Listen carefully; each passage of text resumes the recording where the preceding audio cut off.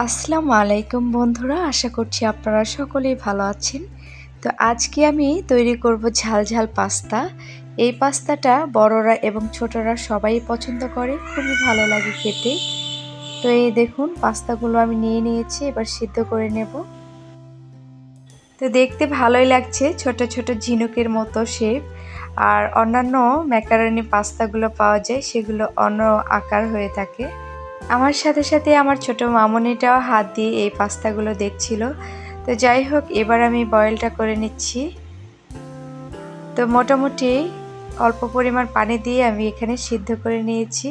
আর সুন্দর করে পাস্তাটা সিদ্ধ হয়ে গেছে, দেখতে পাচ্ছেন খুব ভালোভাবে সিদ্ধ হয়ে গেছে। তো আজকে আমি মশলা দিয়ে ঝাল পাস্তা তৈরি করব। আর দুধ দিয়েও এই পাস্তা তৈরি করা যায়, খেতে খুবই ভালো লাগে সেটাও। যাই হোক, প্রথমেই কড়াইতে তেল দিয়ে এখানে 2টা ডিম ফাটিয়ে নিলাম। তো ডিমটাকে আমি পুরোপুরি সুন্দর করে ঝোড়ো করে ভেজে নেব। তো এখানে 2টার মতন ডিম দিয়ে দিলাম, আপনারা এর চেয়ে বেশিও দিতে পারেন। তো এবার ডিমটাকে নেড়ে চেড়ে ভেঙে একটু ঝুরো ঝুরো করে ভেজে নেব।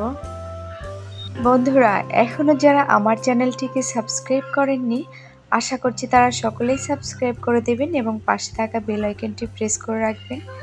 তো যাই হোক, এর মধ্যে ডিমটাকে খুব সুন্দর করে ভেজে নিয়েছি, আলাদা করে তুলেও রেখেছি। আর এদিকে একটু তেল দিয়ে পেঁয়াজ কাঁচামরিচ হালকা বাদামি করে ভেজে নিচ্ছি। ভেজে তারপরে পাস্তাগুলো এখানে অ্যাড করে দিয়ে দিলাম। এবার আলতো করে নেড়েচেড়ে সুন্দরভাবে এই পাস্তাগুলো ভেজে নিচ্ছি। তো একটু উল্টে পাল্টে ভালোভাবে ভেজে নিচ্ছি বন্ধুরা। বাসায় এইরকমভাবে পাস্তা তৈরি করে খাবেন, এত ইজিভাবে তৈরি করেও এত মজাদার স্বাদ কিভাবে পাওয়া যায়, এভাবে রেসিপিটা ফলো করলে অবশ্যই বুঝতে পারবেন।